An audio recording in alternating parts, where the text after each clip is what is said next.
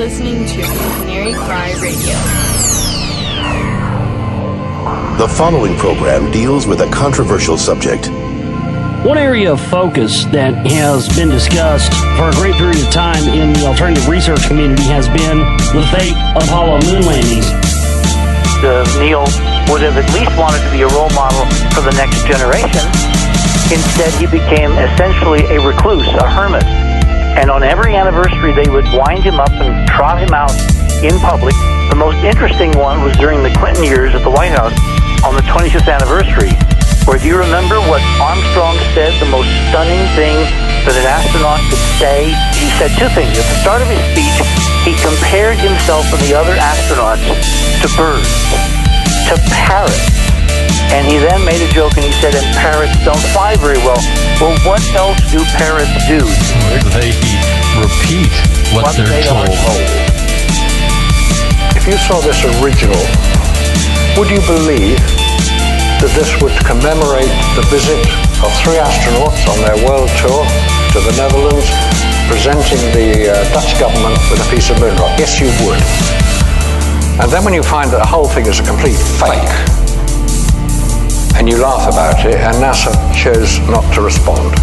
I hear you say, but we know they landed on the moon because, look, we photographed the landing sites. Oh, wow. Oh, genius. Oh, this is so good. God, I'm pleased. I can forget it all now and go home and shut up and do something more interesting. No. They still haven't stopped faking things. I probably would have gone with the other 6 because I'm just as stubborn as anybody else. I don't need to prove to you that I went to the moon. I know I went. Well, I know for a fact he didn't walk on the moon. That's fine. That's fine. It's okay if you know it. Do you understand that? I went to the moon and back, and everyone that's a scientist knows it. Now, if you want to not believe it, it's okay, you know? It's okay. It's a better story. It just happens to be a lie. That's all. Hey everyone, welcome to Canary Cry Radio. My name's Basil. And this is Gonz. Welcome to episode number 086. 86. Oh, I thought you were going to do something more exciting. 86. He's at 86. There it is. All right. One small step for man or one giant lie to mankind. Our guest today is the director, producer, and writer of the film A Funny Thing Happened on the Way to the Moon. He's an award-winning filmmaker, writer, and investigative journalist who has been producing movies and television programs for 30 years. During this time, he has owned 5 production companies, been employed by 2 of the 3 major networks, and produced films shown on ABC, NBC, CNN, all the alphabet soup there, television programs or television networks, as well as The Tonight Show with Jay Leno. He's also a monthly columnist for the Conspiracy Corner on the Sleuth Journal, where he discusses every possible conspiracy topic imaginable, from the apostasy of the church to Planet X. We are thrilled to have on the man who took a punch from the alleged astronaut, Buzz Aldrin, Bart Sibrel. Bart, how you doing? I'm doing pretty good. How about yourself? Doing so good. We're glad to have you on the show here. This is very cool. We actually talked about you a little bit back in our moon episode. Like we said, 50 episodes ago or something. So it's cool to have you on the show, full circle, straight from the horse's mouth. How you doing today? Good. I'm just getting used to cyberspace. You know, the 4th dimension's kind of throwing me off a little bit, but I'm starting to get used to it. Yeah, I know. It's a spooky thing. Right now, your voice is being recorded and will live on forever and ever and ever. Wow, it's somewhere other than the NSA. That's amazing. There you go. Well, very cool. Like we said, very cool to have you on the show. And, we're going to talk about a lot of crazy stuff, I suppose, today. But I thought I would just get it out of the way, get the elephant out of the room, get it out there. And I apologize if this is a sore subject, and we don't have to spend too much time with it. But taking a punch from Buzz Aldrin, I just want to know if it hurt or not. You seemed unfazed. Well, it would be like me if I had walked up to him with the Bible and asked him to swear on a Bible whether he walked on the moon or not, and tripped over a piece of garbage, I would just get back up and keep going. So that's what I did. The guy gets offended. It's not because I'm lying, because if he really walked on the moon, saying otherwise would be like throwing a feather at him.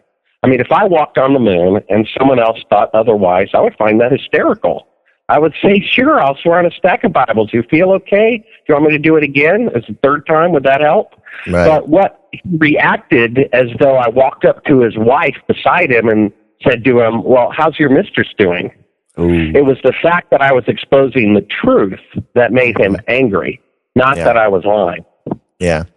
Now, it is interesting. You've gone up to, 6 astronauts and asked them to swear in the Bible, and how many have done it?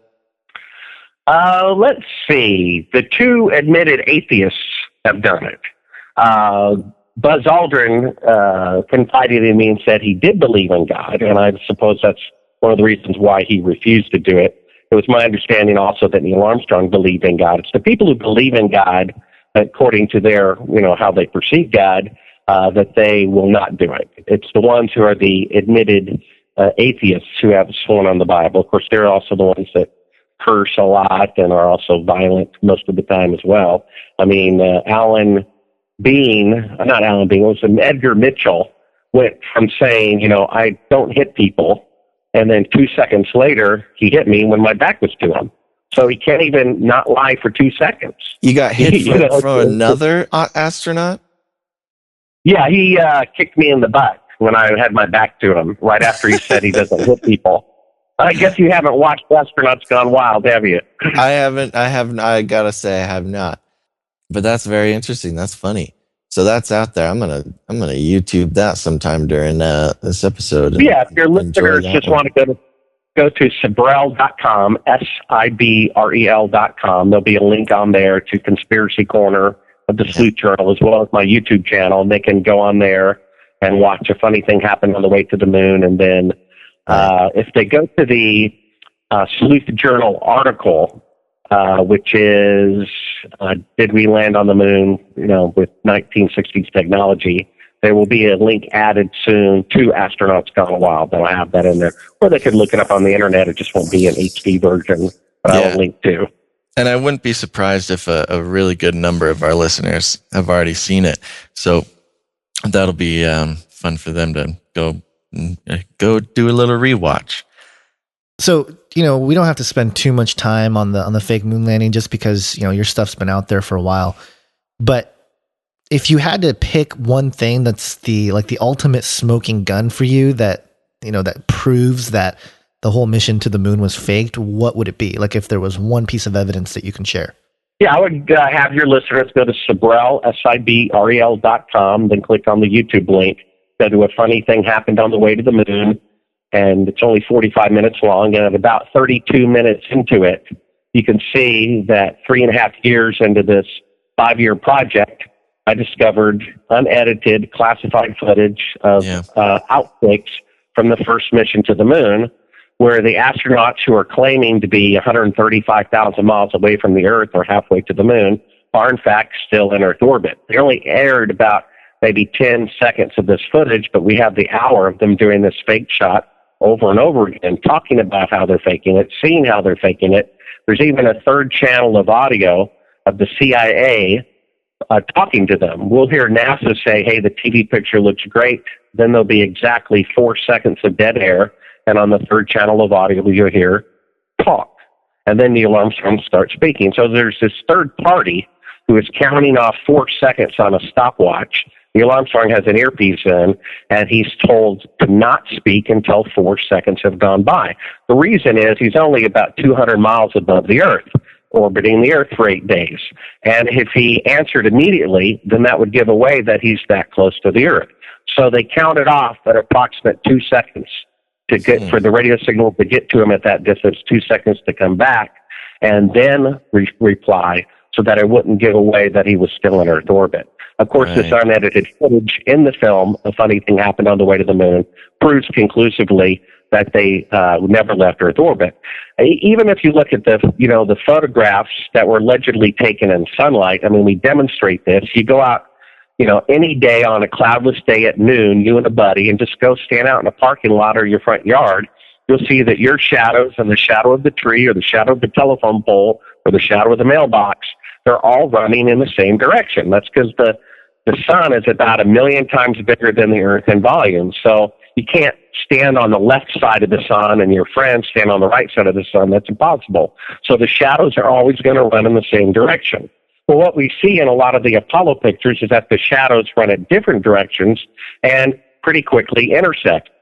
And a funny thing happened on the way to the moon. We even have one picture of two objects, allegedly on the moon that are like 3 feet away from one another, and the shadows are going at a 95-degree angle. That is simply impossible to have been taken with sunlight, which is what they claim. There's no atmosphere on the moon, so it's supposed to be 20 times brighter than high noon on the Earth. So the last thing you need is an electrical light or a flash or anything like that. However, the shadows do intersect, and of course that's because they're using one bright light source to simulate the sun, but one person can stand on the left side of an electrical light, downrange, and another person kind of on the right side of the electrical light. That's what throws the shadows in different directions. That right there is proof. Right. And then when you see television images of the astronauts allegedly kind of floating around in 1/6 gravity, I mean, it looks very convincing until if you have professional editing equipment like I do, and you hit double the speed, you're like, oh, it's so crystal clear. They're using slow motion. They're only getting an inch or two off the ground. They should be able to leap 3 feet, 4 feet, 5 feet into the air, which they don't. There's never even a picture of the huge Earth, which should be, 6 times bigger than a full moon in the background. And it should be rotating, while they're there on the moon. They couldn't fake that. That's not in there.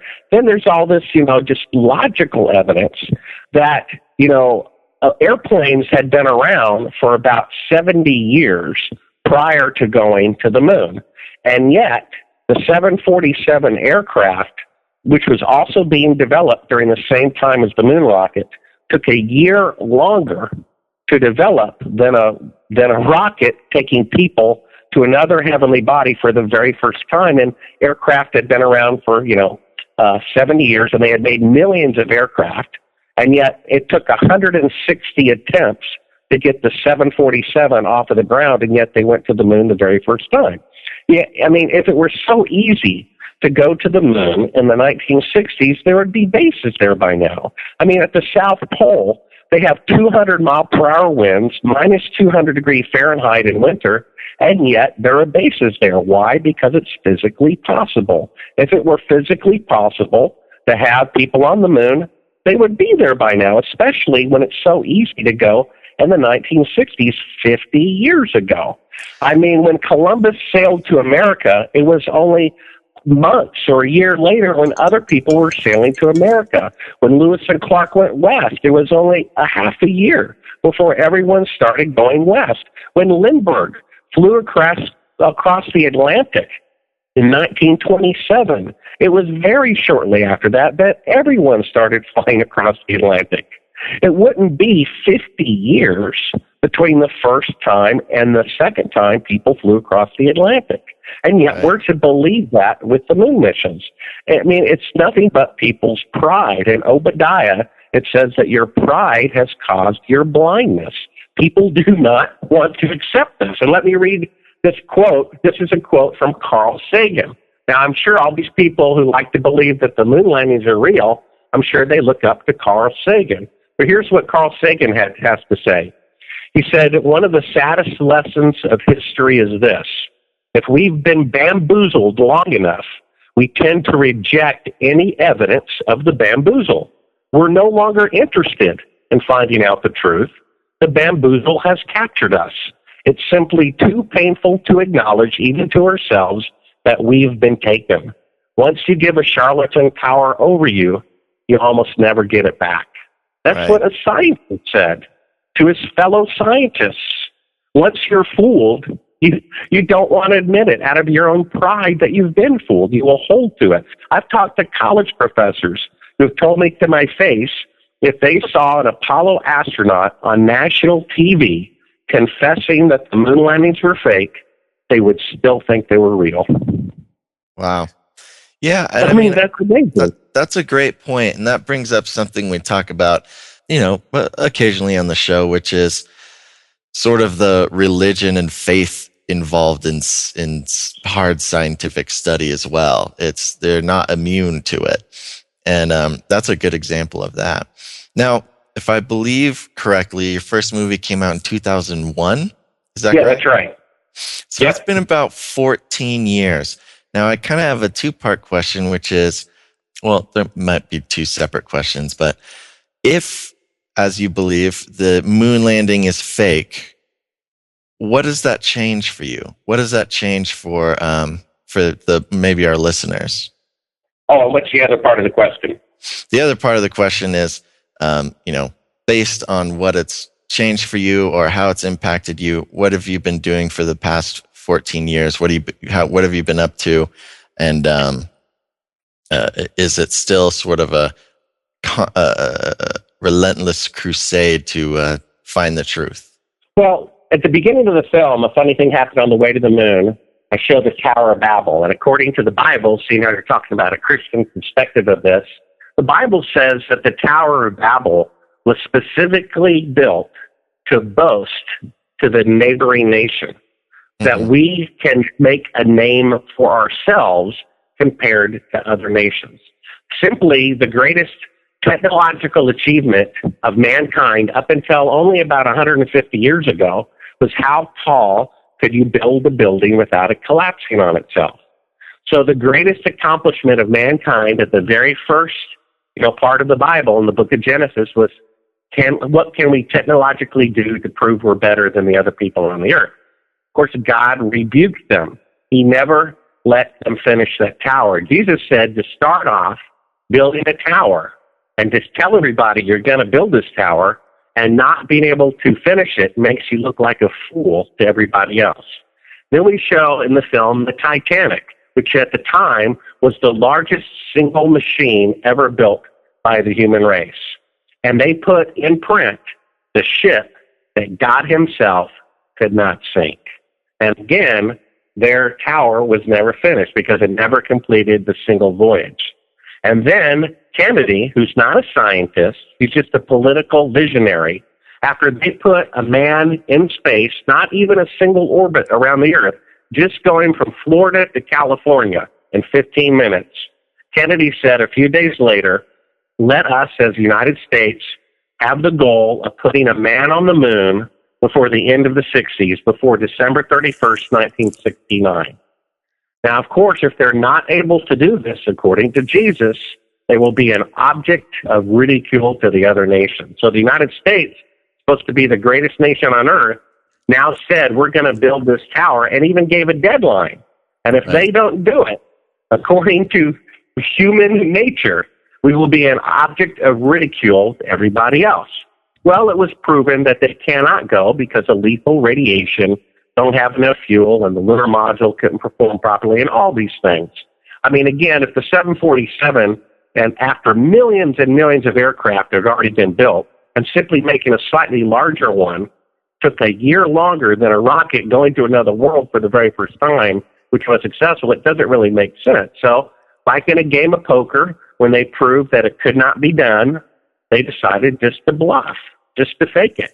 So the way I look at it is, if they could put a man on the moon, let's say they could travel to another world, plant a flag, and come back and live to tell, that would have a certain level of significance historically to mankind. But if they couldn't go, and they lied about it to the world, to college professors, to college students, to their wives, to their children, to other nations, and they embezzled billions of dollars, and they murdered people to keep their lie a secret, that is more profound of an event historically than if they had actually gone. Now, I started producing this film under the theory it might be true. When I found the classified footage, I said, well, that's it. It's not a theory. It's a fact they didn't go. I'm looking at them taking a shot over and over again right in front of my eyes. So what we have is one of the greatest events in human history is the faking of the moon missions out of arrogance, pride, and greed. And yet, only those people at the top know the truth. It's like having a cure for cancer and not telling anybody. Here we have this great error of our character, not just as Americans, but as mankind, and we're afraid to admit it. And until we admit it, our character improvement cannot go forward. That's why it's so important. Right. First off, the interpretation of Genesis 11:4 I found is interesting. It's a different perspective than something that I've looked at, because it talks about they want to make a name for themselves lest they be dispersed or scattered. And the understanding that I have, at least, is that other nations and stuff were not created until after the languages were scattered, and so to say that they were trying to up the neighboring nations is sort of I don't know. I don't see it that way. But getting back on the space stuff, do you think that they have developed technologies that may be able to travel further beyond or to the moon or whatever since then? Because I bring up someone like Ben Rich, who was the head of Lockheed Skunk Works for years. He passed away, I believe, in the mid 90s. But he worked on the SR-71 and the F-117 and other stealth projects. But one of the quotes that he's had several, kind of bombshell quotes, but one of them that I found interesting was it's recorded in 1993 at an alumni speech at UCLA. He said, quote, "We already have the means to travel to the stars, but these technologies are locked up in black projects, and it would take an act of God to ever get them out to benefit humanity. Anything you can imagine, we already know how to do." And do you think that's just rhetoric, or do you think there's some sort of black projects going on where they have created some kind of craft that can travel beyond the stars? Because you look at several triangle shaped craft that has been seen all throughout the world, and several sightings in Belgium in the early 90s was a big one, and a lot of people believe that is government craft, not necessarily extraterrestrial or interdimensional, demonic, or whatever. What are your thoughts on that? Well, I think, I like what you're bringing up in Genesis. First of all, whether it's to boast to themselves or boast to a neighboring nation, the fact is it was to make a name for themselves, which is to boast. Sure. Whether it's to their brother or to their neighbor or whoever. Now, these people who work for Skunk Works, they're in the same water cooler area as the people who fake the moon missions. The people who fake the moon missions don't care why you believe that they are real, as long as you do believe that they're real. And remember, lying is their native language. So what you're saying is, should I believe what a liar said? No, you should not. Because, they have all these films or suggestions. Well, they admit the Apollo pictures, the filmmakers are right. They are fake. They were taken with electrical lighting. They were taken in a studio. But the reason is because secret crews were sent on the other side of the moon to commune with aliens, which is a complete lie. They just want you to believe that they have the capability to do things that they can't. That's the whole point of a boast. A boast is claiming you can do something that you cannot actually do.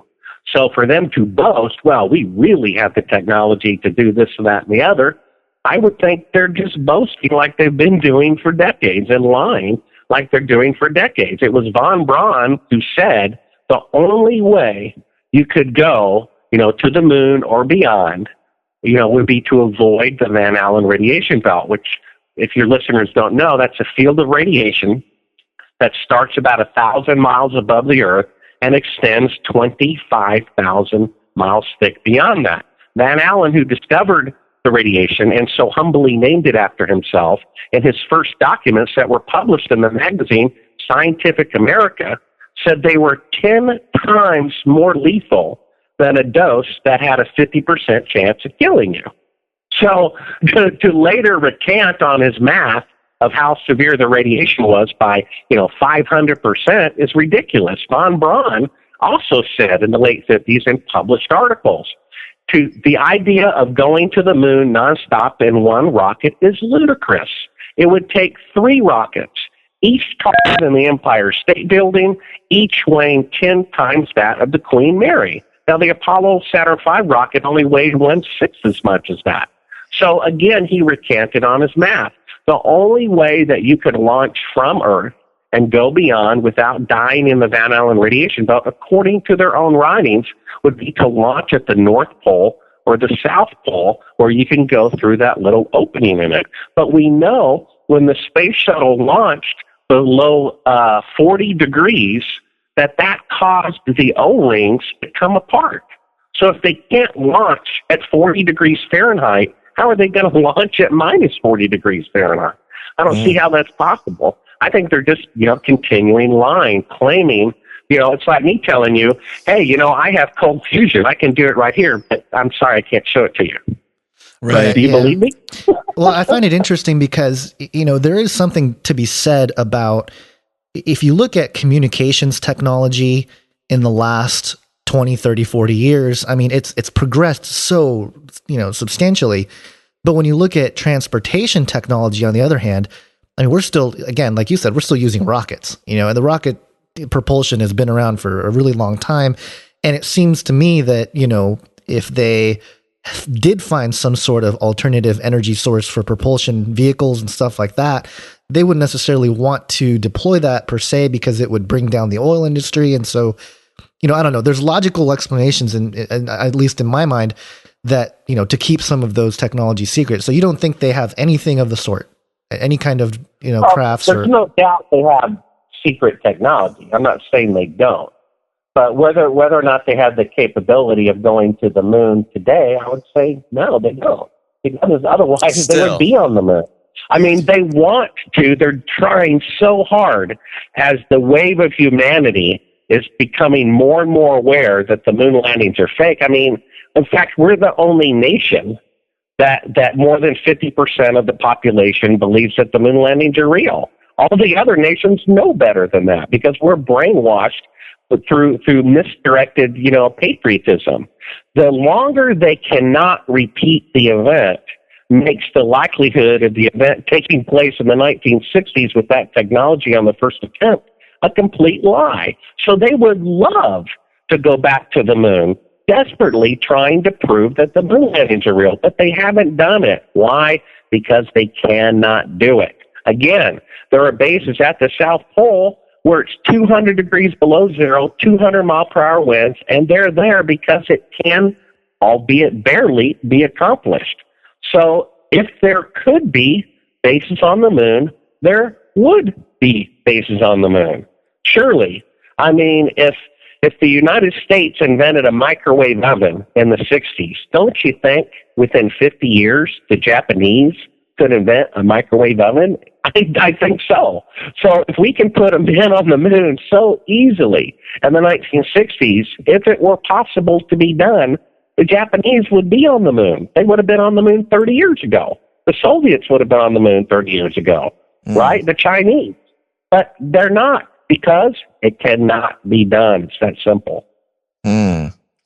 That's interesting. It's an interesting, very final sort of stand to take that it just literally is not possible unless there was some technological marvel that could withstand the Van Allen belt, maybe some sort of UFO technology with the gravity nodes and such and such and such. I'm curious to hear what your thoughts are on things like UFOs, whether they be extraterrestrial or something of our own doing.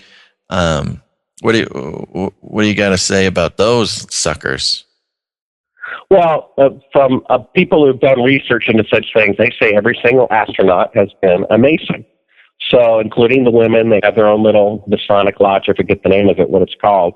But the point is that the guy, Edgar Mitchell, who has adamantly said he walked on the moon when he did not, also says that UFOs are real. Now, why did he lie and say he walked on the moon when he didn't? Well, I'll tell you why. Because he was told to do so. And the people writing his paycheck told him to do it, so he did it. So why is he saying UFOs are real? I'll tell you why. Because he is told to do so. So do you really think we can trust a guy who says the moon landings are real when they're not? Get this. If he says the moon landings are real and they're not, and he says aliens are real, guess what? They're also not real. They want you to believe in aliens. The last time I was in a hotel room, I'm bored. I'm flipping the channels, pulling out the HBO guide, okay? There's 10 movies on HBO to choose from. 3 of the 10, a third of them, are movies about aliens from outer space. And you can imagine if 3 of the 10 movies were about how great of a president Obama is, or 3 of the movies were about how terrible a president Obama is, you would think, I think someone's trying to manipulate my mind here a little bit. Well, don't you find it odd that a third of the movies out at random on HBO are trying to convince us that aliens from outer space are real? The Vatican's trying to convince us. These lying astronauts who claim the moon landings are real their entire life when they're not, they want to also convince us that aliens are real? Right. Because something's coming down the pike that they want us to accept that. Yeah. You know, I think Gonzo I was going to say Gonzo has done a great job proving that fallen angels are masquerading as aliens from outer space. Right. And, you know, we talked a little bit about it. We may, in the rest of this conversation, about Planet X, this dead world may show up, cause the biblical tribulation, and it would be a great opportunity to use that as misdirection. Right. The aliens come out of the sea or the bottomless pit or wherever they're hiding, and suddenly, when this planet appears, even though it's completely dead, and they claim they're from this planet, they're liars. You think they're going to tell everybody that they're really fallen angels? Well, that would mean the Bible is true, God is true, Jesus is true, judgment is true, which means those are the very things they don't want you to know. Yeah, no, and that's a good point, and I'm glad you got to finish because I was going to give you a chance to talk about that a little bit more. I think first of all, I was going to say that, don't you think it's a little dangerous to assume that a liar only tells lies and can't tell the truth? But we're going to move into, at some point in this interview, talking about the Great Deception here. Could it be possible that these astronauts maybe truly believe that there are aliens or UFOs, or truly do believe that they went to the moon? However, maybe through our perspective, they are at that level. Yeah, all these guys are at that 33 Masonic degree level where they all know the same truths about the same things. Mm-hmm. And when they say in the same interview, the moon landings are real and aliens are real, they're tying these two things together. That makes it especially suspicious. Now, if the guy said, hey, I just got back from the 7-Eleven and bought an icy, and he's drinking an icy, I'd say probably he's telling the truth about that. But when he specifically goes on national TV, and in the previous breath says the moon landings are real, and in the next breath says aliens are real, and this is the whole point of the interview, I would say, well, look out.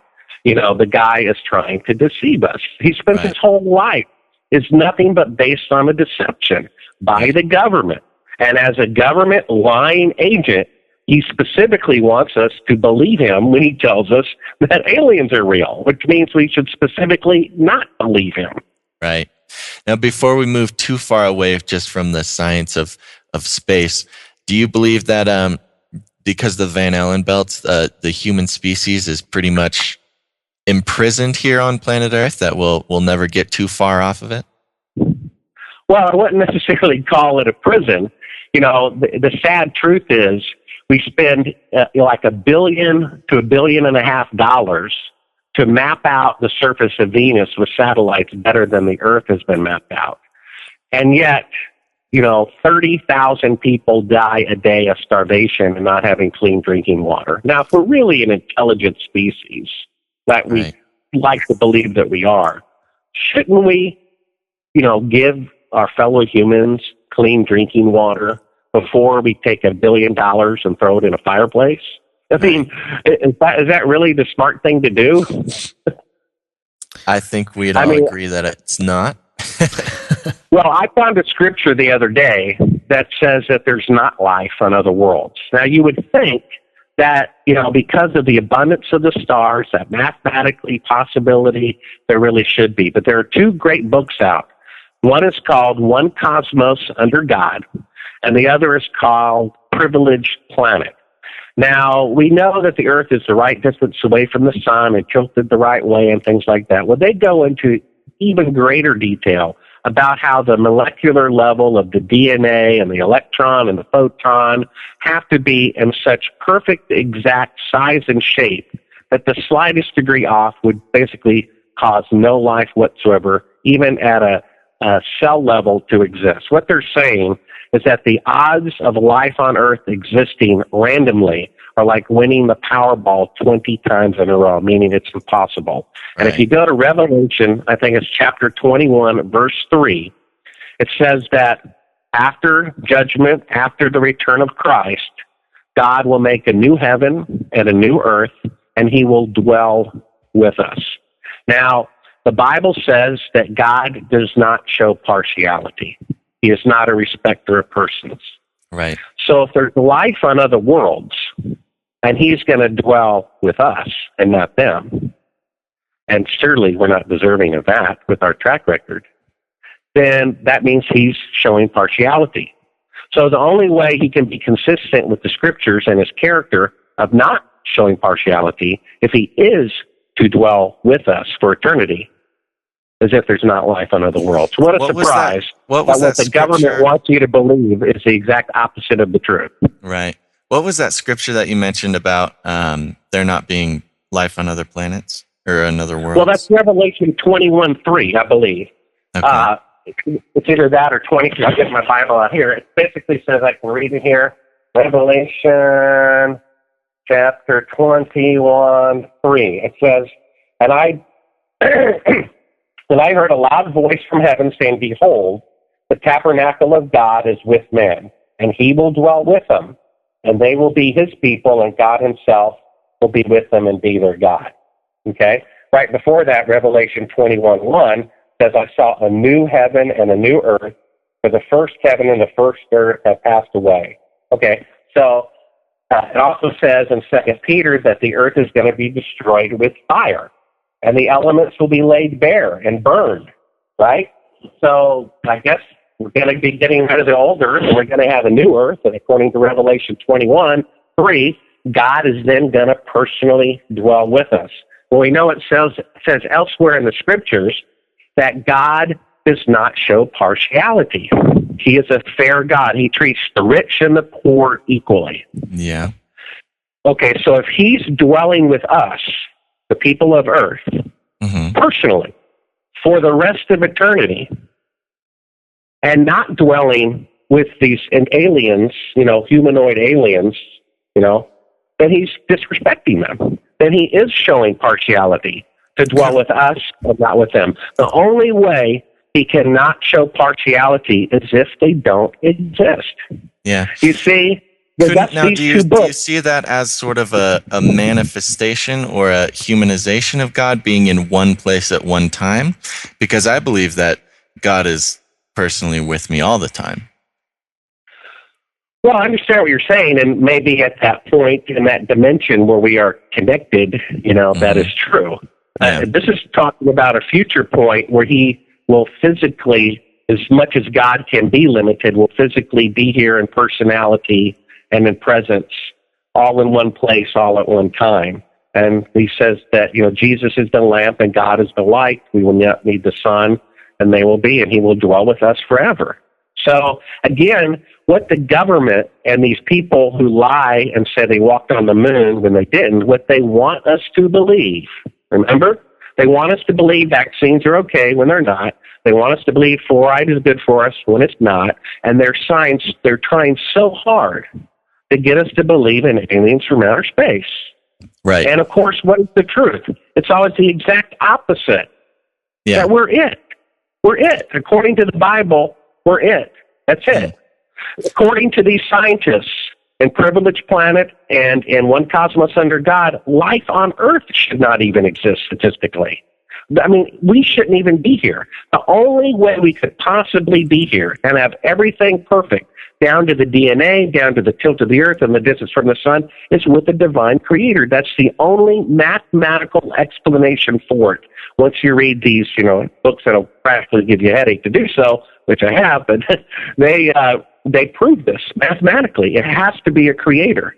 And according to the Bible, he says he's going to dwell with us personally in the future. And according to the Bible, he does not show partiality. And the only way that could be true is if we're it. There's not life on other worlds. You see, what the government wants us to believe, the exact opposite is the truth.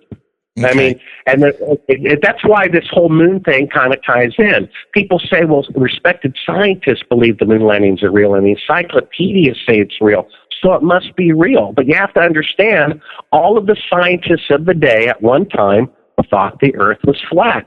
All of the astronomers thought that the Earth was the center of the solar system. All of the doctors thought that the way to get rid of a virus was to bleed it out of you. And all of the senators and congressmen thought Nixon was honest. You see? Yeah. So just because you have accreditation and a majority, that doesn't mean it's right. In fact, the majority has always been wrong, 100% of the time throughout history. The majority worshiped Baal rather than God. The majority thought Jesus was not the Messiah. You see? The majority has always been wrong, only proved later in a successive generation. Here's a quote from a gentleman named Arthur Schopenhauer. He said, all truth passes through three stages. Mm-hmm. First, it is ridiculed, right? This is what happened when my film came out. Then it is violently opposed. I got punched in the face for it. And then third, it says, and then finally, it is accepted as self-evident. George Orwell said, in an age of universal deceit, telling the truth is a revolutionary act. He also said, whoever controls the past controls the future. You see, as long as we let these people stay in power, lying about the past, you see, they're controlling the past. They're desperately trying to keep the moon landings real when they're not. And he warns us, whoever can control that past is who is controlling our future. That's right. Why it's so important. A guy robs a bank, gets away with $1 million, he's just going to steal $2 million the next time and $4 million the next time. And these people, they killed Kennedy, they faked the moon landing. God forbid they did 9/11 and killed 3,000 people, and who knows whatever else they're doing. And they just keep getting away with it. Right. And I think you're going to find that you have that in common with most of our listeners, that there's not a lot of trust for the government and the history of our government and nation, and we're all sort of on board with that. Now, on that topic, we've kind of skimmed past the Great Deception a few times here now. Now, is that something you're on board with, or do you have a pretty conventional view of the Great Deception? You obviously don't believe in aliens. You believe, I believe you believe that they're fallen angels, and it's all part of the end plan, if you will. Am I correct in thinking that? Is that what you're referring to as the Great Deception? Yeah, the Great Deception being, UFOs actually being a sort of a ruse by the devil or Lucifer. Yeah, well, I mean, you can, if your listeners go to Sibrel.com, link on Conspiracy Corner, go down to this article that says, are aliens from outer space real, or something like that. There are the top 2 UFO people. I don't know their names, but they're listed in the article. One French guy, one American, who has spent decades interviewing abductees, Roswell, all of this stuff. And they both made the same conclusion a couple of years ago, which they pronounced at this, National Press Club panel of UFO people. They said UFOs are real, but they are not from outer space. They're from Earth. They thought they had what they refer to as a demonic origin. I don't know if there's going to be a UFO deception in the future. I can tell you this, that Malachi Martin, who left the Jesuit order, and disavowed them about 10, 15 years ago, and referring specifically to the Vatican's most powerful telescope, which is the most powerful telescope on Earth, is owned by the Vatican. It's in Arizona. The name of the telescope is called the Lucifer Telescope. And he said the higher, governance of the Vatican know what is approaching Earth, and that it will play a significant part in human history in the very near future. Now, some people think he's referring to a mothership or something like that. I think he's referring to Planet X.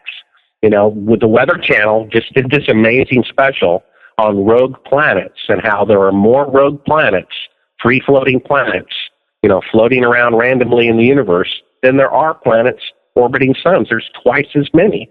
They're kind of trying to prepare us, when and if this thing shows up, they'll be able to say, see, we told you so. And the nickname for Planet X, as it has come looped around the Earth time and time again throughout biblical and secular history, has always been the dragon. It looks like a red ball with a tail of meteor showers on both sides of it, so it has wings. The Chinese in the year 1045 called it the red dragon. Well, what is the name for the dragon? Lucifer. So they nicknamed the telescope Lucifer. They're tracking, I believe, Planet X. In fact, in the late 80s, I had a high-ranking source at NASA, and he told me, Bart, you're absolutely right. The moon landings are fake. But then he also said, but don't waste your time and energy making a movie about the moon landings are fake. There's many more important things to make a movie about. I said, oh, please tell me. What? He said, Planet X. He said it was discovered through radar in the Eisenhower administration. It was confirmed through the Pioneer and Voyager spacecraft, whose sole purpose was to triangulate the location of Planet X.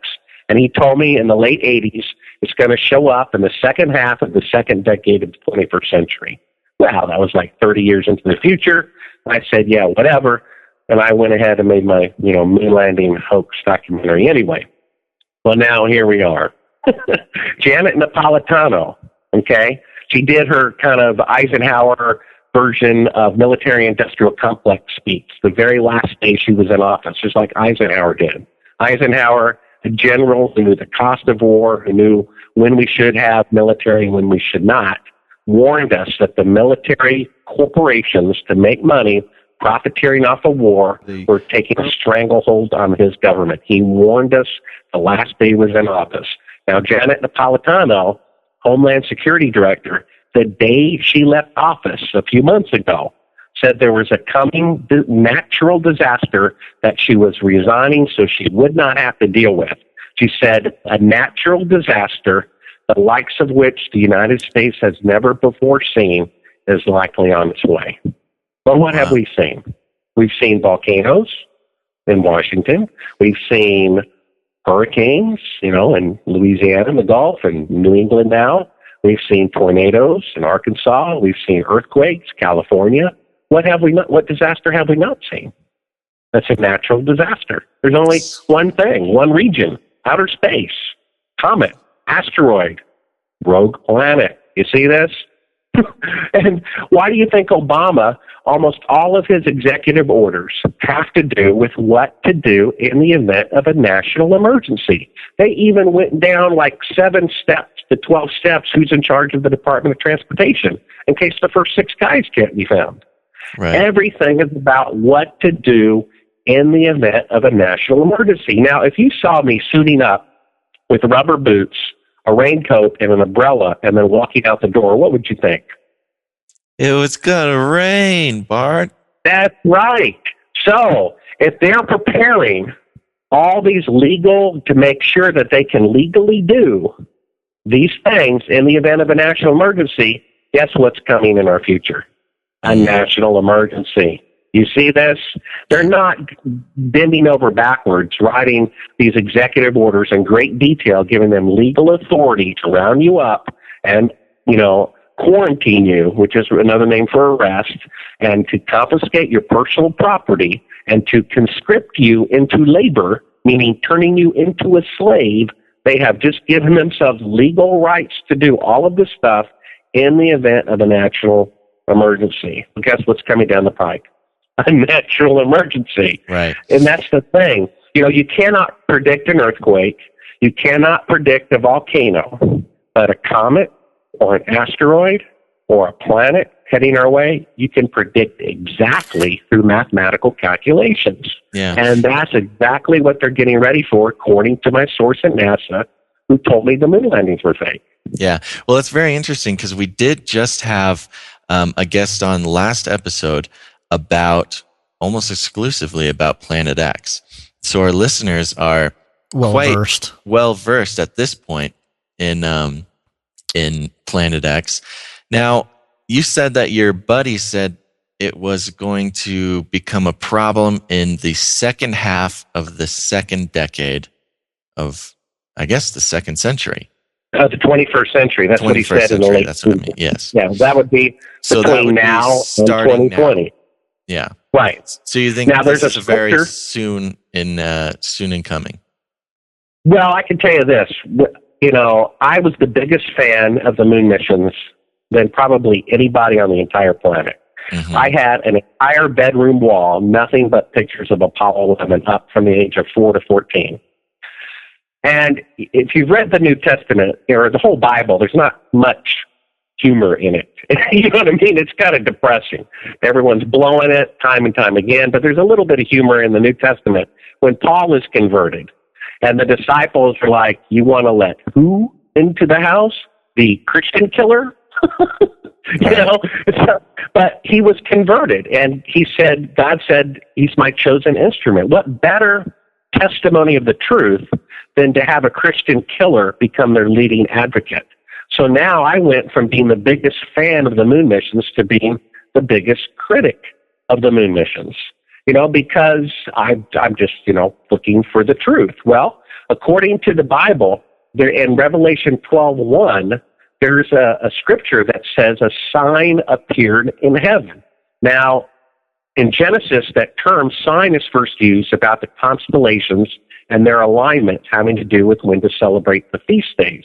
Well, there is an alignment taking place in 2016 during Passover that some believe is being talked about in Revelation 12:1. And it talks about the Virgin with the moon at her feet and 12 stars at her head. That's the moon, constellation Virgo, Virgin, and 9 stars and 3 planets. That alignment takes place in 2016. Then shortly after that, it says another sign appeared in heaven, the fiery red dragon of gold. Some people believe that represents Planet X. So the way I look at it, when I first started looking into the moon film, the shadows didn't intersect. The Russians were more advanced. 2 of the 3 astronauts didn't give interviews. I said, there's at least a 1 out of 4 chance that the moon missions are fake. When I find this classified footage, I'm like, well, I guess it's 4 out of 4. With all the research I've done on Planet X, about 5 years worth, I'd say there's at least a 1 out of 3 chance that it's true. Wow. Now, if you drive a car, you probably get a flat tire, I would say maybe 1 out of 1,500 trips. However, you might consider it foolhardy, even though those odds are so remote, not to have a spare tire and a jack. Now, if there's a 1 out of 3 chance that half to 90% of the people on the earth are going to die in the very near future, I take that very seriously. And it's better to have something you don't need than to need something you don't have. It wouldn't hurt, to kind of stockpile, food, water, whatever else you think is going to happen. According to the seals of Revelation, the next seal is financial collapse. It talks about a loaf of bread being sold for a day's wage. That's about $100. And I'm sure if you follow alternate, media, everybody, very sound people have been talking about, a financial collapse is inevitable. It's like a stack of cards. You can start stacking those cards up, building a little, card house, but at some point, the weight, even of the little cards, is going to collapse itself. It can only go so high, and then it's going to happen.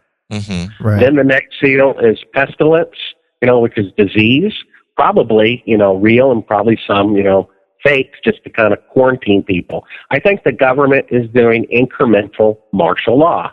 I have a friend from Iceland who says he does not want to ever step foot in America because it's a police state. Already some believe we have, martial law, what they call soft martial law. I was in a car, I had a headlight out. I got pulled over because one of my passengers was black and I'm white. we got separate interviews outside of the car to see if we were dealing drugs. Now, this is from police, and not too big of a town, and that's what they do if you have a headlight out. So I think the next thing that happens, economic collapse, they issue something like ration cards, like they did during World War II, and they have extra police at the grocery stores and at the banks. It's not martial law, even though it is, but they're not going to call it that, of course. It's just extra security for the grocery stores and banks. Then the next thing, according to the book of Revelation, is the pandemic, probably real, probably fake as well. And then they're going to have quarantines. Well, again, they're not going to call martial law, even though that's what it is. They're going to quarantine you and say you can't leave your house or you have to leave and go here. And then eventually, it's going to get worse, and then they're going to have to do full-scale martial law. Even the book, in the Old Testament, it refers to the day of the Lord. Now, before I knew the Bible too well, I thought that meant the, first coming of Christ, the day of the Lord. Biblical scholars finally said, no, Bart, that's a judgment day. That's the second coming of the Messiah. It says that a mortal man will be rarer than gold. One of the seals of Revelation kills a quarter of the people on the earth. That's 1.5 billion people. Another seal of Revelation kills another third of the remaining people. That's another 1.5 billion people. That's already half the people on the earth dying from just 2 of 7 seals of Revelation. Jesus said in Luke 21, men's hearts will melt with fear because of the signs in the heaven. The stars will fall from heaven like ripe figs. It says the tossing and the turning of the seas. Well, I think that's a tidal effect from Planet X. Many prophets see the oceans coming in by 100 miles, the tossing and turning of the seas. 90% of the world's population lives in coastal areas. I mean, even if they can move out in time, you have all those people dying. In Isaiah, it says that gold will be thrown into the street as worthless. It will not save them. Well, if you go to these online, alternate news magazines, you see, which are people trying to, just get the truth out there because mainstream will not do it because they're owned by the liars. You see all these ads to buy gold. Well, there's a finite amount of gold, just like stock in the Coca-Cola company. And everyone is trying to convince these above average intelligence people who go to, alternate news to buy gold. It's going to be, it's going to protect you against the coming economic collapse. But wait a minute. If there's a finite amount of gold and all these people are trying to sell their gold, why are they selling it if it's so valuable? Because the only people who own huge amounts of gold are the elite liars at the top. And what are they doing? They're unloading all of their gold. Right. So, you see, that's a deception. Gold is not going to help you. If I have a gallon of clean drinking water and you have a sack of gold the same size, even though right now it's worth $1 million, a year or two from now, it's going to be worth less than a gallon of clean water. And so they're trying to unload their... Why do you think they're propping the stock market up? They're doing it because they want to sell all of their stock at as much money as they can get for it. They're trickle selling their stocks as to not cause a crash, and they keep inflating it with all these fake numbers from the government so they can sell their stocks. They're doing the same thing with gold. You see the dollar going up? Well, what does that mean? I tell you, the dollar going up proves that it's about to crash because they're deliberately inflating the dollar so they can sell their dollars. Right. At the highest amount possible. There's all these stories, these rich people, they're buying bunkers. They're buying, safe havens, elsewhere around the world. They know what's coming. Sure. And just to take a step back a little bit from what you were talking about earlier with, the Lucifer project and everything else, it's so ironic because right as you were talking about that, I got a tweet from Elon Musk of Tesla, and he's an inventor and all this stuff, entrepreneur. He tweeted out, "Watch live coverage of the departure of at SpaceX #Dragon." And I'm watching this live footage from NASA right now. They're about to drop the Dragon down to Earth, which is kind of, I don't know if it's symbolic or what, but I just thought it was interesting. Well, it is. When they say they're launching a satellite to, study, oceanic life or whatever the excuse is, you better believe what it's really doing is something completely different. They can't hide a launch anymore. People are going to see launches going up. But what these things are really doing from the claimed use of it are likely completely different.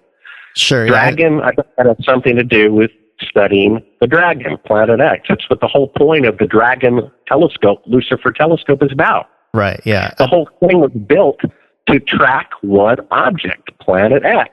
Now, there's a great Weather Channel video. I think you can only see it on Vimeo. It's not on YouTube.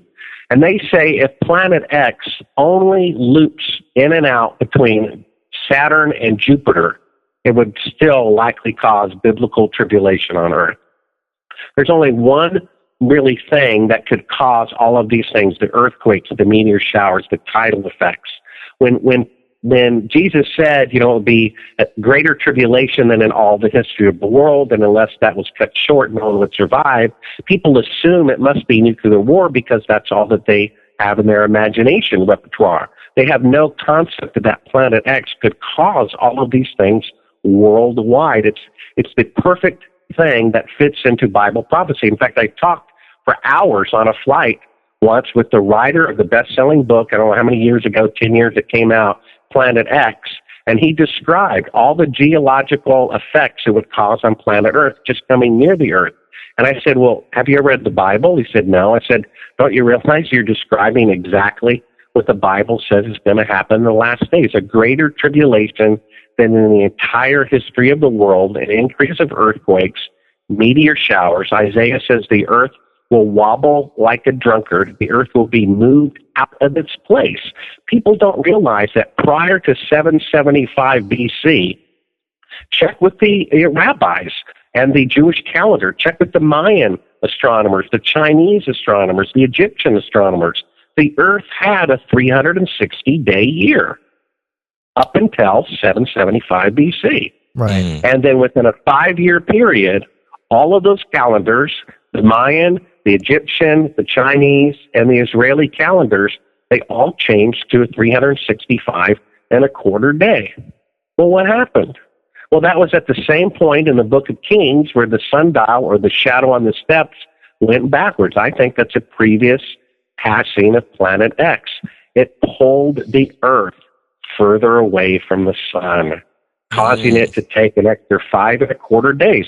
It says the earth will be pulled out of its place, right in Isaiah when it talks about the coming judgment day. It says the earth will wobble like a drunkard. Well, there's only scientists at the South Pole, so they're not going to necessarily tell us the truth. But at the North Pole, there's all these Eskimo people who says the earth is wobbling more than normal, and of course that's where you notice it the most, at the North or South Pole. It said the wind is blowing in the wrong direction, the snow drifts are in the wrong direction, the sun is rising in the wrong direction. All these things are happening. There's a tenfold increase of earthquakes in the last 10 years. The people who study volcanoes say they have no explanation, they have no idea why so many volcanoes are going off all at once. Well, according to this Weather Channel special, it's amazing. Prior to this special, anyone who talked about Planet X was a conspiracy kook. And suddenly the Weather Channel special, which comes out on the spring solstice, the same day the Iraqi war started and the same other pagan day that CERN's going to be turned on and all these other things, they released, Rogue Planet, and they put it out how it's completely logical to have a rogue planet. There's twice as many than there are ones orbiting the stars, and here's exactly what would happen. If it came only between Jupiter and Saturn, it would still cause amazing climate change on Earth because it would pull Jupiter and Saturn slightly away from the sun, which in turn would pull the Earth further away from the sun. So here's the thing. Global warming and global cooling could both be true at the same time. Because when we're pulled further away from the sun, we have a mini ice age, which NASA's top climatologists said we are absolutely due for a cold ice age starting now. Right? Wow. And then it would also put us closer toward the sun for the other half of the year. causing global warming. You see how there's this debate? Is it happening because it's getting colder? So it can't be true, but it's also getting hotter. So it must be true. You see how they can both be true at the same time? Right. It's amazing. Yeah. Yeah. That's interesting. Bringing it back to the Bible real quick, and I just want your thoughts on this, because in Age of Deceit, the first film, I really talk about how, the whole Great Deception, the UFO deception, and they're probably demonic in nature, and that fallen angels are behind it and things of that nature. I haven't moved off that, but I have since thought that it's possible that two things. One, that again, a lot of these crafts that are being seen in the skies are definitely like government crafts, either secret technologies with, advanced propulsion or whatever. But on the other hand, there are a lot of footage from NASA, and I know you don't trust NASA whatsoever, but they don't necessarily want this footage to be out there. It's people who have pointed it out. It's just interesting to see a lot of the STS missions that have caught things in outer space. In particular, there's one, I can't remember the exact STS mission, but I mean, there's blatantly something intelligently moving outside. And I thought to myself, well, this thing's got to be really big and all this stuff. And the people that are pointed out, they're not necessarily trying to cover it up. In fact, NASA tries to cover it up. They tried to move the camera and stuff like that. All of that, you got to be careful. All of that. Sure. But yeah. The idea that they're trying to hide it, the idea that it accidentally gets leaked out, all of that adds to the credibility of it, which they know. I played a game of poker once with this guy who was so much better than me. He did like a quadruple bluff. I knew he was bluffing, which I knew he wanted me to know, therefore he wasn't, which is what he figured I would do, therefore he bluffed me one step beyond that. Sure. And this whole accidentally leaked out, and we tried to hide it, but we couldn't, only adds to the credibility of it, which means all of what preceded it could be completely staged so that you believe in it. Sure. Well, my question surrounding it though was, is it possible that some of these things that are being seen, not just in NASA, but just in general with people seeing things, is it possible that they're actually, and this might be a little bit, might take people off guard a little bit, but could it be God's chariots?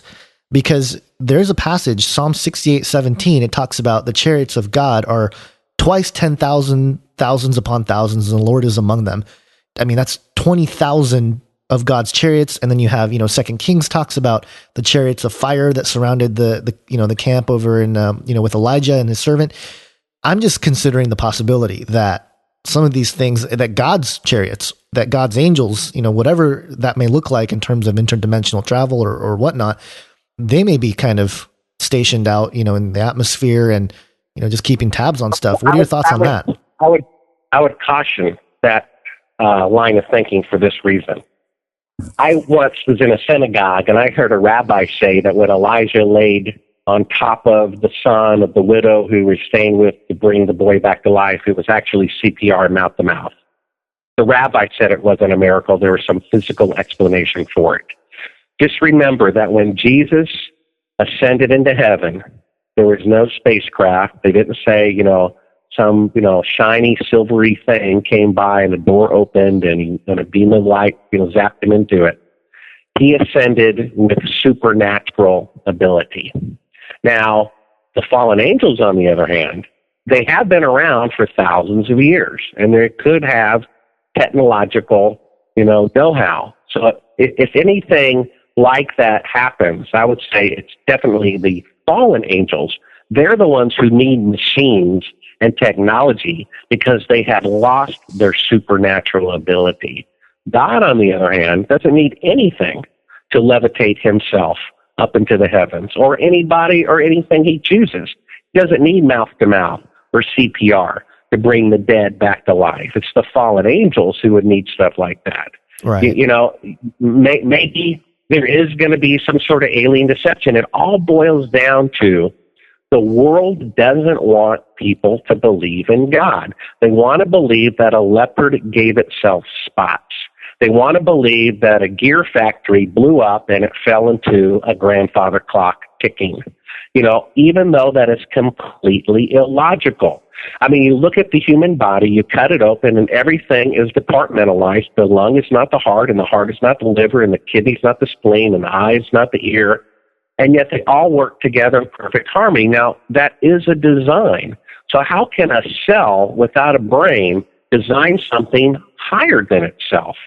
It's the exact opposite of logic.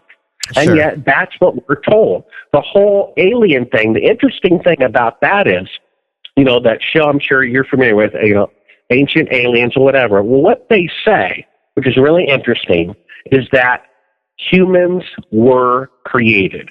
And in fact, there's a project came out about 5-10 years ago called the Eve Project. What that was is they took DNA blood samples from all nationalities around the earth, from Eskimos, Africans, South Americans, Scandinavians, and they were able to do a DNA tree backwards. And they said all humans came from one woman, just like the Bible said.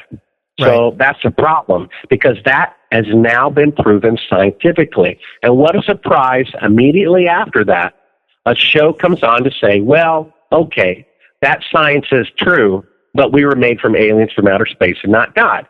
Well, here's the thing. According to the book of Isaiah, when it talks about Lucifer, it says he ascended, or he wants to ascend to the throne of God. Now, if you're right, Gonzo, and that aliens are actually fallen angels in disguise, then what they're saying is that we were made by aliens, which is we were made by fallen angels, and who's the leader of the fallen angels? Satan. Right. So what they're saying is that we were made by Satan rather than we were made by God. Sure, yeah. And that's what they're actually saying. Yeah, and so that matches the Bible exactly, because he wants to assume the place of God. That's why the papacy is the Antichrist. He's the place of God on earth, God's vicar on earth, vicar of Christ in 3 rows. Roman numerals to numbers adds up to 666. I mean, it's right there in front of you. And it's just the disguise. What's the best disguise of Satan? To be the most benevolent religious leader on the earth. What's the best way to poison people? To pose as a doctor trying to help you. You see? Sure. I mean, it's so ironic that who gets a National Congressional Medal of Honor? The biggest liar on the planet, Neil Armstrong. It's so pathetic and so obvious.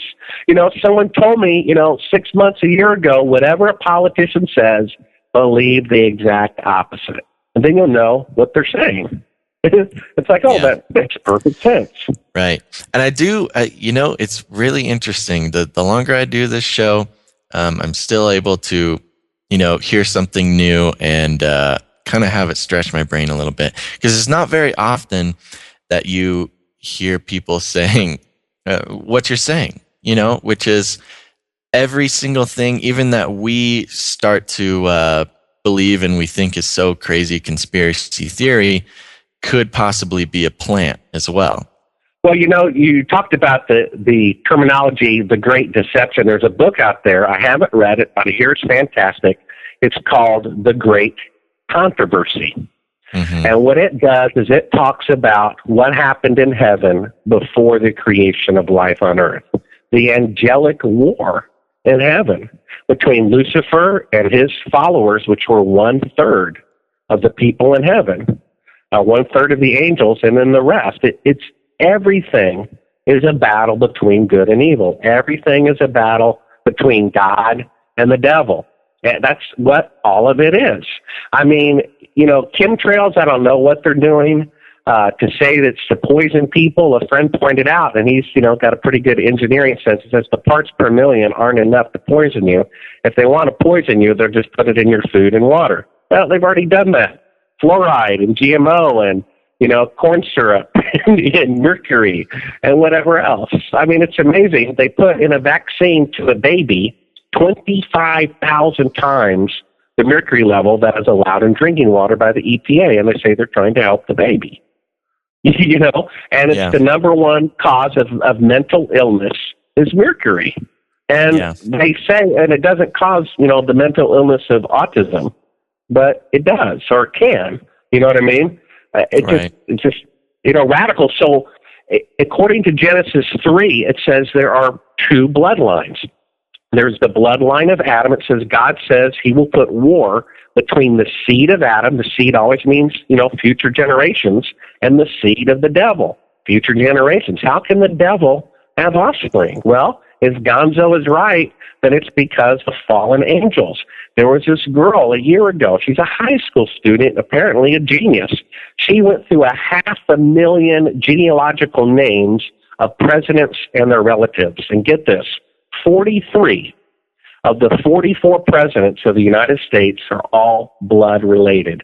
They're all cousins. They can be traced back to the year 1350 in England, a place that has always tried to dominate the world, and who knows where it goes before them. I say they're trying to protect the bloodline of the fallen angels, the Nephilim. It's the bloodline. Remember, I'll put war. War. What is war? What are you trying to do in war? Kill. And what are they trying to do us? Kill. With fluoride, with GMO, they're trying to kill us. Somebody's trying to kill us. It's a war. It's very simple. It's so simple. That's why people can't accept God, because it's utter simplicity. They fail to mention in these documentaries. I saw a documentary on Discovery Channel having to do with, evolution is real. And they quoted 5 scientists, Einstein, Copernicus, Kepler, and all these people, Newton, Da Vinci. And they all tried to misquote them into saying they supported evolution when the exact opposite is true. All of those scientists wholeheartedly believed in a divine creator, including Einstein. He said the creation, a deliberate creation, is the only logical explanation for this. A leopard didn't say, I'm really not catching a lot of game lately. I wonder what the problem is. I don't think I'm blending into the brush too good. I know, let me concentrate. I'm going to give myself spots. Hey, there we go.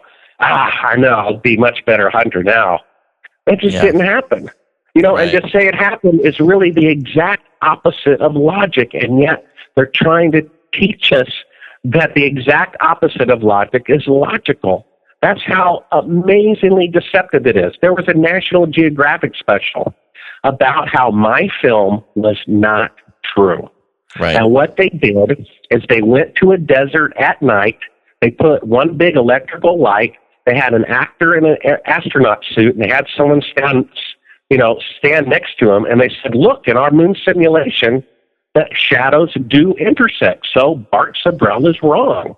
Well, I was going to be on their show until I pointed out the following, and they wouldn't dare air it.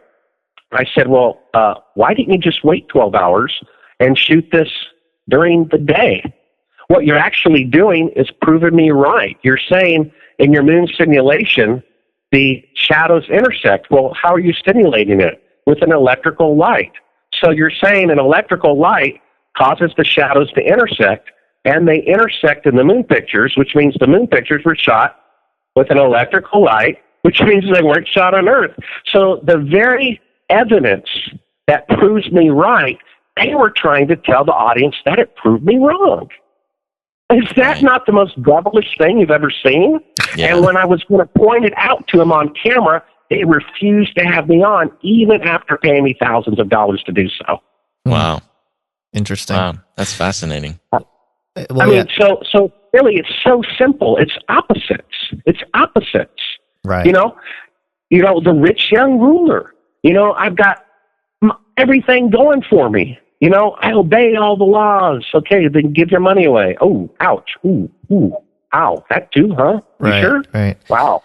That's why it's hard for the rich. Who's the most successful people? I want to be like Arnold Schwarzenegger, the Bushes, Obama, Sidney Crawford, Oprah, all these people.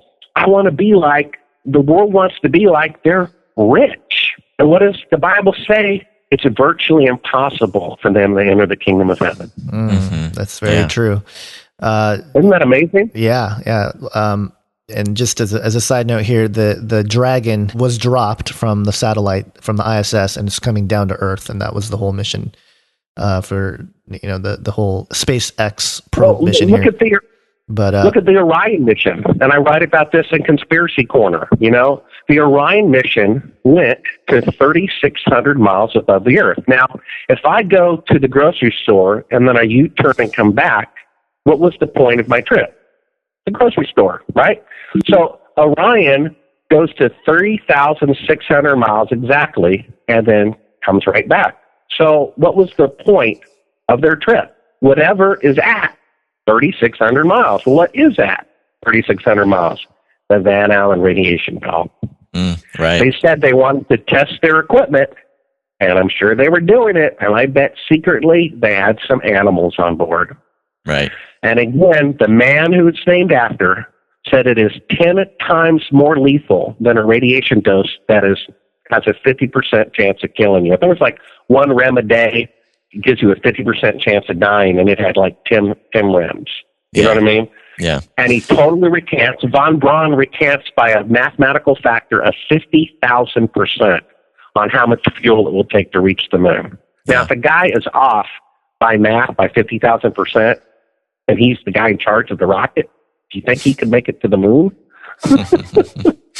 Well, that's very interesting. You know, this has been a really, really interesting interview. I'm glad we got you on because, you know, you do take a lot of different stances from people that we have had on in the past, and I'm sure a lot of our listeners. So it's been really interesting to hear. I mean, we've obviously got a lot of things in common as well, which is why you're on here in the first place. But this has been cool, man. I really appreciate that. Now, before we start wrapping up here, I want to know what you're working on right now. Are you doing another movie? Are you just hanging low? What are you doing? Well, I am writing a book called A Funny Thing Happened on the Way to the Moon. It'll be the backstory of why I believe it was fake, you know, not only the evidence, but how it was to meet the astronauts, any other additional information that I wasn't allowed to release until this hour, as well as, you know, the spiritual fallout, personal fallout from saying so. Right. There's a scripture in Galatians 4:16 that says, "Have I become your enemy by telling you the truth?" And it's amazing. God says in James 4, he opposes the proud, but gives grace to the humble. And I got to thinking, well, what is the definition of humility? I would say it's simply the willingness to be wrong. And what is pride? The unwillingness to be wrong. Remember the college professor who I met who said if he saw an Apollo astronaut on national TV confessing it was fake, he would still think it was real. Right. He doesn't want to be wrong. And then the word Apollo, that's a nickname, a pagan origin of the devil or deceiver. Mm-hmm. You know? And then here's another one from Orwell. He said, the further a society drifts from the truth, the more it will hate those who speak it. Right. And that's what it is. I mean, we're in the minority, it seems like, if we believe in the Messiah, if we believe in God, if we believe in right and wrong, if we believe the moon landings are fake, you know, if we think, you know, the government would, or the Vatican or somebody like that might even fake an alien invasion, well, so be it. I mean, the world is almost entirely deceit. There you have it. and very little truth. It's sad, but it's all because of that one sin, you know, 6,000 years ago, however long it was. You can trace back the genealogy to Adam within, you know, 10 or 20 years, about 6,000 years ago. There you go. All, you know, it's like one little match, you know, one little match. It burns a little piece of paper, and next thing you know, it's the table. Next thing you know, it's the wall. Next thing you know, it's the entire skyscraper is on fire. And that's what's happened then. People think that lies are truth, and they think that truth are lies. I mean, there are two ways to deceive somebody. You can tell them a lie, which they think is truth, but you can also tell somebody the truth, and they think it's a lie. Yeah. That's really sad. There you go.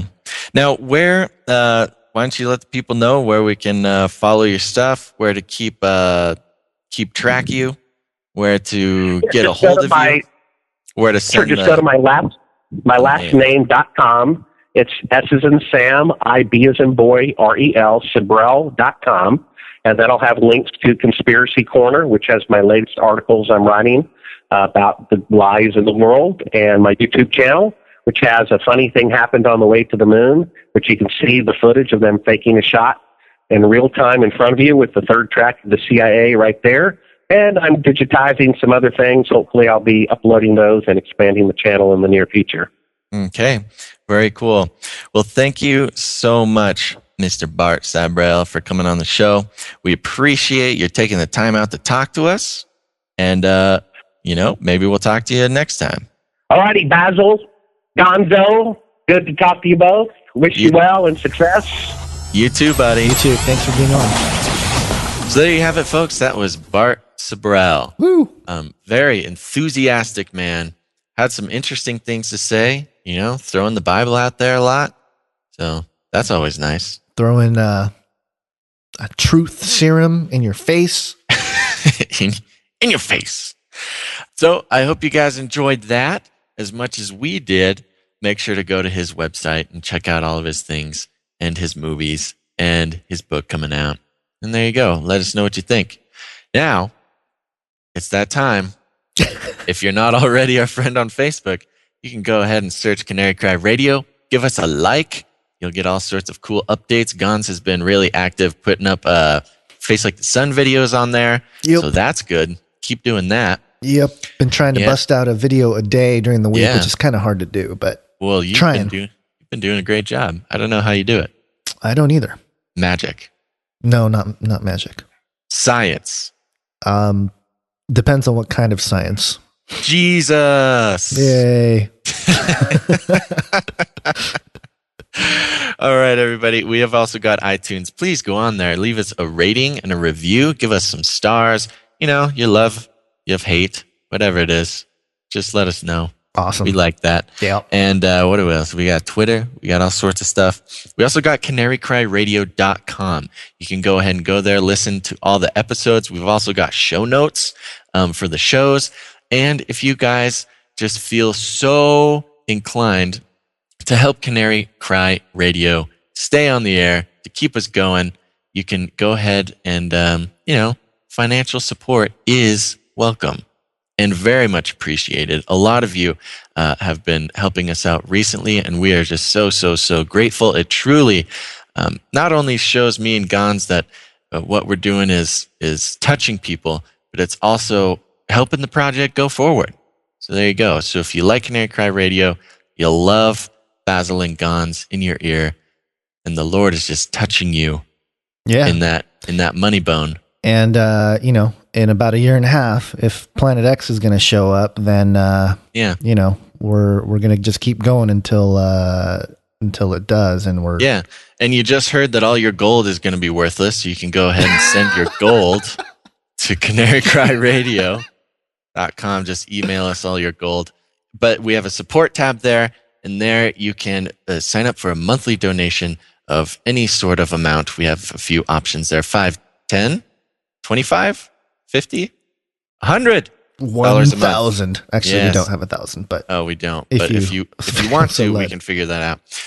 But if commitment's not your thing, you can go ahead and make a one-time donation in any amount you want, dollars or cents. It's great. Yep. Go do it. Yeah. Also, we've got our Amazon store on there, where if you click through our Amazon store, you can actually access all of Amazon, and you can buy all of those plasma TVs that you want. What is this, 2004? Who buys plasma TVs? LED TVs, big screens, everything that you're going to buy anyways. But if you go through our store, we get a small percentage of that, and that also helps us out. So you guys are great. Not just because of the money thing, just because you're great. Yeah, and we love you guys, and we Whoa, Gonz dropping the L bomb. Okay, is that weird? No, that's good. I love them too. I love them more. Yeah, and we've been getting a lot of email from you guys, and we're trying to get back to all of them. Yeah, but keep it coming. Yeah, keep it coming. Keep it coming. We're on a regimen, email regimen. So if you haven't gotten a response from us yet, sit tight. Maybe send another one. Who knows? Who cares? We like hearing from you guys. So there you go. Stay connected. Stay blessed. Bless others. Make sure to tune in next time to Canary Cry Radio. But until you do, think outside the cage.